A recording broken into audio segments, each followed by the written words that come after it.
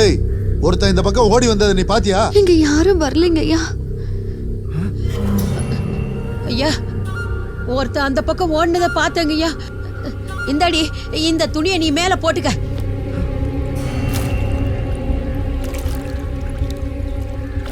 வாங்கயா போலாம். எங்க ஓடிப்பா?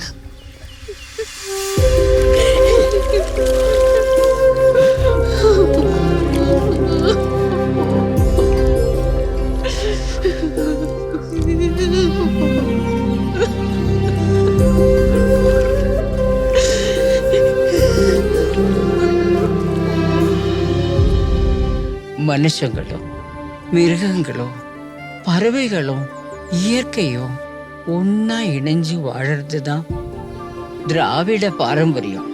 இதை என்னைக்கு எல்லாரும் புரிஞ்சுக்கிறாங்களோ அன்னைக்குதான் ஒரு சமத்துவ சமுதாயம் உருவாகும்.